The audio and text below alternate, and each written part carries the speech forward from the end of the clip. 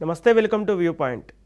అంతర్జాతీయ వేదికపై పాక్ పరువుపాయ్. సింధు జలాల ఒప్పందంపై కెనడా విదేశాంగ మంత్రితో పాకిస్తాన్ జరిపిన చర్చలు విఫలమయ్యాయి. ఐడబ్ల్యూటీతో పాటు కాశ్మీర్ అంశంలో జోక్యం చేసుకోవాలని పాకిస్తాన్ ఉప ప్రధాని విదేశాంగ మంత్రి ఇషాక్ దార్ కెనడాను కోరారు. అయితే కెనడా విదేశాంగ మంత్రితో జరిగిన ఈ సమావేశం అనంతరం ఇరు దేశాల సంయుక్త ప్రకటనతో సింధు జలాల ఒప్పందం కానీ కాశ్మీర్ అంశం కానీ ఎక్కడ ప్రస్తావనకు రాలేదు.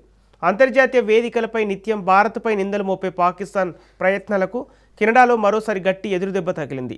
కెనడా పర్యటనలో ఉన్న పాకిస్తాన్ విదేశాంగ మంత్రి ఇషాక్ దార్ ఆ దేశ విదేశాంగ మంత్రి అనితా ఆనంద్తో ద్వైపాక్షిక చర్చలు జరిపారు.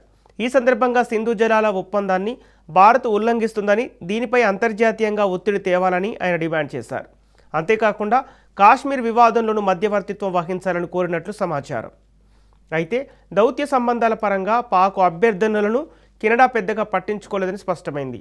భేటీ ముగిసిన తర్వాత విడుదల చేసిన అధికారిక సంయుక్త ప్రకటనలో కాశ్మీర్ సింధు జలాల వివాదం గురించి కనీసం ఒక్క మాట కూడా ప్రస్తావించలేదు. దీంతో అంతర్జాతీయ వేదికలపై పాకిస్తాన్ మరోమారు పరువు తీసుకున్నట్లయింది.